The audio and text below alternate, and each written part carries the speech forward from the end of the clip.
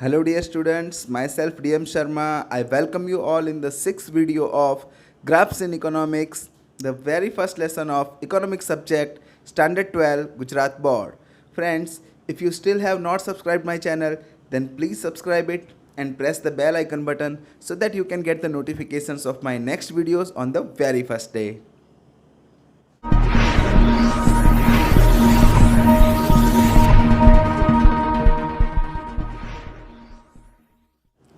So friends, in the last video we were discussing about types of diagram.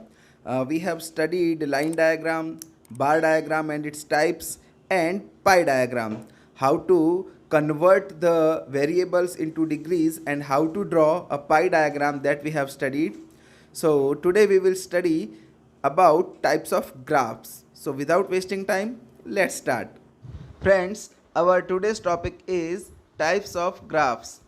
As you can see on your screen, use of graphs is also frequently made in economics. Statistics classifies graphs as under: number 1, time series graphs; number 2, graphs for continuous frequency distribution. In that, 4 types are given, like histogram, frequency polygon, frequency curve, and cumulative frequency polygon. Friends, all these types graphs you have studied in standard 11 in chapter number 2 in statistics. And the third type is logarithm graphs. Friends, in our syllabus only first type, time series graph, is included. Others are not included in our syllabus. So let us understand time series graphs. So friends, time series graph, in a trade cycle or in cycles of economic activities, short term and long term regular और irregular changes are observed. Friends, जैसा कि हम जानते हैं कि एक व्यापार चक्र में या एक ट्रेड साइकिल में या इकोनॉमिक एक्टिविटी की साइकिल में हमें शॉर्ट टर्म और लॉन्ग टर्म, रेगुलर या इरेगुलर टाइप के चेंजेस देखने को मिलते हैं. For example, seasonal demand. जैसा कि हम जानते हैं कि कुछ डिमांड सीज़न वाइज इंक्रीज़ होती हैं. जैसे समर सीज़न में एसी या रेफ्रिजरेटर की डिमांड, विंटर सीज़न में वुलन क्लोथ्स की डिमांड, एट्सेट्रा. कुछ कस्टम्स ऑफ सोसाइटी, मतलब समाज के कुछ रीति रिवाज के हिसाब से कुछ डिमांड्स या कुछ चेंजेस क्रिएट होते हैं. जैसा कि गुजरात में दशहरे पर फाफड़ा जलेबी खाने का रिवाज है, तो ऐसे आम तौर पर शायद आप फाफड़ा जलेबी ना खाएं, लेकिन दशहरे पर सभी बड़े चाव से खाते हैं. तो कस्टम्स ऑफ सोसाइटी यानी कि समाज के रीति रिवाज भी ट्रेड साइकिल पर असर जरूर से डालते हैं. फिर साइक्लिकल फैक्टर्स, कुछ साइक्लिकल फैक्टर्स होते हैं जैसे कि तेज़ी, मंदी वगैरह. तो ये सभी शॉर्ट टर्म या long term changes trade cycle पर असर डालते हैं. The trends of such changes are obtained with the help of statistical tools.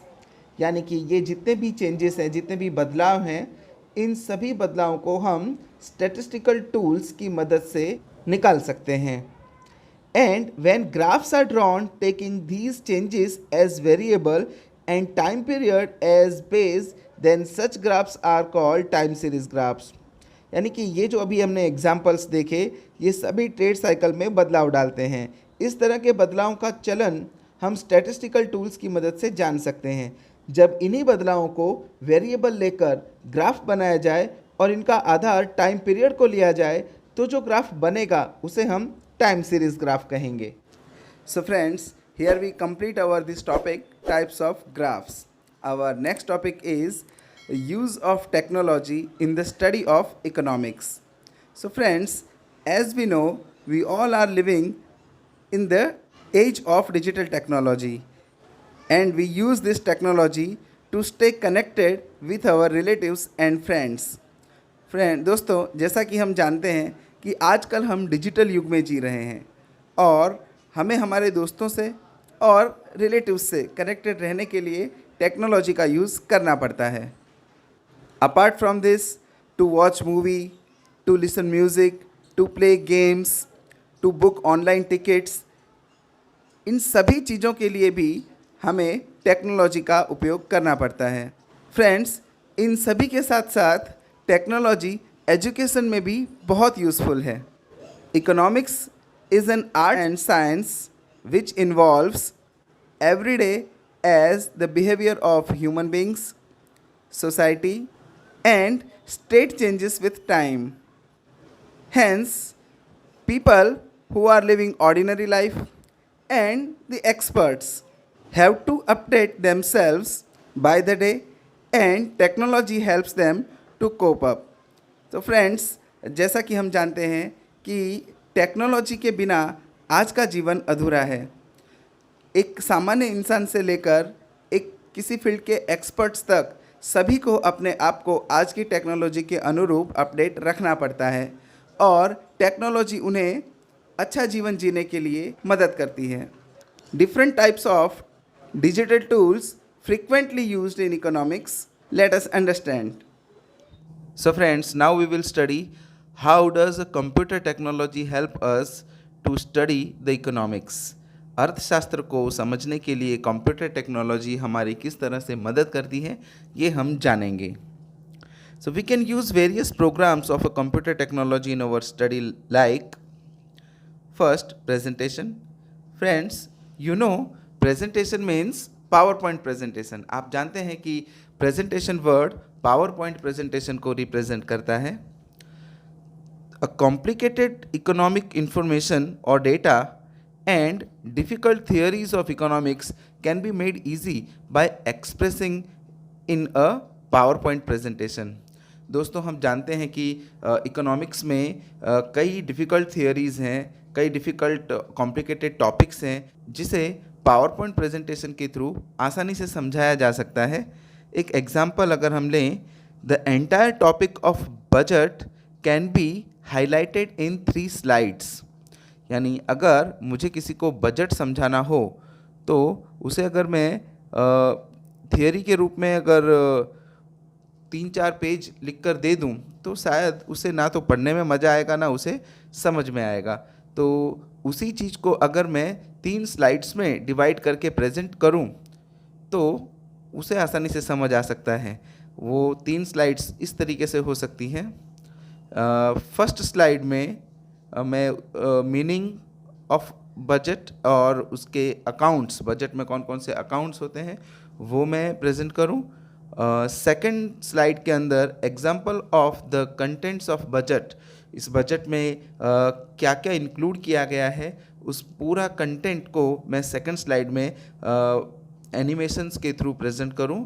और थर्ड स्लाइड में trends of budget in our country, हमारे देश में बजट का अंदाज पत्र का क्या चलन है उसे मैं प्रेजेंट करूं तो ये बजट का टॉपिक मैं इजीली एक्सप्लेन कर सकता हूं. सेकंड पॉइंट है Excel worksheet. Economics deals with lots of data. Sometimes researchers deal with data in thousands of observations. Friends, हम जानते हैं कि इकोनॉमिक्स के अंदर बहुत से डेटा का इस्तेमाल किया जाता है और कई बार जो रिसर्चर्स होते हैं वो हजारों में, लाखों में ऑब्जर्वेशंस के साथ डील करते हैं. यानी उन्हें लाखों ऑब्जर्वेशंस को हैंडल करना होता है, उसके थ्रू रिपोर्ट्स बनानी होती हैं. For example, if we do a survey on number of items produced by small scale industries in India, we may get thousands of observations. यानी अगर भारत की जो स्मॉल स्केल इंडस्ट्रीज़ है उसके प्रोडक्शन के बारे में ही अगर हमें कोई सर्वे करना हो तो उसी में हमें हजारों ऑब्जर्वेशंस मिल जाएंगे. So such data must be entered in an Excel sheet and this sheet can process the data for any formula at one click. Friends, हम जैसा कि हम जानते हैं कि एक्सेल के अंदर हर टाइप के फार्मूलाज अवेलेबल हैं. चाहे आप उनको उनका समेसन यानी टोटल करना चाहें, चाहे उनकी एवरेज निकालना चाहें, किसी भी प्रकार की कैलकुलेशन सिर्फ आपको एक क्लिक में मिल सकती है. तो एक्सेल शीट के अंदर उस डेटा को स्टोर करना, उस डेटा को प्रेजेंट करना ज़्यादा ईजी रहता है. For example, it can give us sum, total, average, correlations and much more. यानी आपको अगर उसका कॉरिलेशन निकालना है, सहसंबंध निकालना है, रिग्रेशन निकालना है, वो सिर्फ हमें एक सिंगल क्लिक में अवेलेबल हो जाएगा। And Excel sheets are an important tool for processing data in economics. अर्थशास्त्र में या इकोनॉमिक्स के अंदर अगर हमें डेटा पर प्रोसेस करनी है तो उसके लिए एक्सेल शीट एक बहुत ही इम्पोर्टेंट टूल है। Third topic, diagrams and graphs. If we draw a diagram or graph, then we have to pay a lots of attention for the accuracy and it takes lots of time. Friends, अगर graph हम खुद बनाएं तो आप जानते हैं कि graph paper के ऊपर हमें कितनी सावधानी रखनी पड़ेगी और उसमें हमारा टाइम भी बहुत कंज्यूम होगा। But in computer several programs are there which helps us to draw a diagram और ग्राफ विथ एक्यूरेसी। कंप्यूटर के अंदर हमें कोई एक्यूरेसी खुद मेंटेन करने की ज़रूरत नहीं है। अगर आपका डेटा एक्यूरेट है तो कंप्यूटर उसे जस्ट सिंगल क्लिक में परफेक्ट डायग्राम या ग्राफ आपको ड्रॉ करके दिखा देगा। Like there are simple drawings tools in a Word file, यानी कि माइक्रोसॉफ्ट वर्ड में आप देख सकते हैं कि आपको कुछ कर्व्स, कुछ लाइंस, कुछ ड्राइंग टूल्स दिए हुए होते हैं which can be use to draw a simple free hand figures like demand curve और सप्लाई कर्व। यानी डिमांड कर्व या सप्लाई कर्व जैसे सिंपल फिगर्स, सिंपल डायग्राम्स को हम माइक्रोसॉफ्ट वर्ड में आसानी से ड्रॉ कर सकते हैं। इसके अलावा Excel sheet provides all types of diagrams and graphs for the data which we enter in the worksheet. यानी एक्सेल शीट में आप जस्ट डेटा एंटर करिए और जिस पोर्शन का, जिस हिस्से का आपको डायग्राम या ग्राफ ड्रॉ करना है उसे सिलेक्ट करिए और आपको जो डायग्राम, जिस टाइप का ग्राफ या डायग्राम चाहिए उसे सिलेक्ट करिए। जस्ट एक सिंगल क्लिक में आपको ग्राफ या डायग्राम तैयार मिलेगा। But for that we must know the formula for doing so and give relevant command. आपका जो डेटा है, आपका जो कमांड है या फॉर्मूला है वो एक्यूरेट होना चाहिए। अगर उसमें कोई खामी रही तो आपका ग्राफ या डायग्राम गलत आएगा। तो इस तरीके से कंप्यूटर टेक्नोलॉजी की हेल्प से हम डायग्राम और ग्राफ बड़ी आसानी से प्राप्त कर सकते हैं। Fourth point is storage tools. So friends, we use plenty of study materials in economics. We need space and carefulness to preserve such materials in the form of physical notebooks और books। दोस्तों, जैसा कि हम जानते हैं कि economics का study करने के लिए हमें बहुत सा मटेरियल चाहिए होता है, तो उस मटेरियल को रखने के लिए एक स्पेस, एक जगह और बहुत सी सावधानी हमें रखनी होती है जिससे हम उस मटेरियल को अच्छे से स्टोर कर सकें, प्रिजर्व कर सकें। उसके लिए हम उनको बुक्स या नोटबुक्स में भी स्टोर कर सकते हैं। बट बुक्स और नोटबुक्स में रखने से एक डर हमेशा बना रहता है। There is the fear of losing such material owing to moisture, pest etcetera. यानी अगर आपने उसे किसी ऐसी जगह रखा है जहाँ उसे मॉइस्चर लग सकता हो, भेज लग सकता हो, तो आपका पेपर ख़राब हो जाएगा या उसमें कुछ दीमक जैसे कोई छोटे पेस्ट्स उस कागज़ को ख़राब कर सकते हैं। But we can preserve all such material in a computer. Beside it can be carried anywhere by transferring it in a hard disk and pen drive। तो दोस्तों, जैसा कि हम जानते हैं कंप्यूटर में मॉइस्चर या पेस्ट लगने का कोई डर नहीं है। हम हमारे सारे डेटा को कंप्यूटर में आसानी से स्टोर कर सकते हैं और उसे कहीं पर भी कैरी करना भी बड़ा आसान होता है।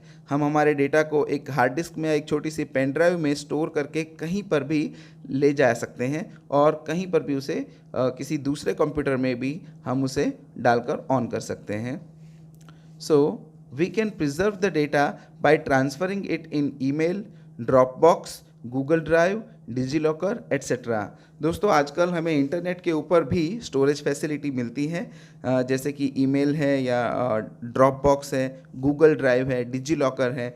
इनके अंदर हम हमारा आईडी पासवर्ड क्रिएट करके हमारे डेटा को उसमें स्टोर कर सकते हैं और दुनिया के किसी भी कोने में जहां इंटरनेट अवेलेबल है वहां हम पर्टिकुलर साइट में जाकर आईडी पासवर्ड डालकर हम हमारा डेटा जब चाहे तब देख सकते हैं।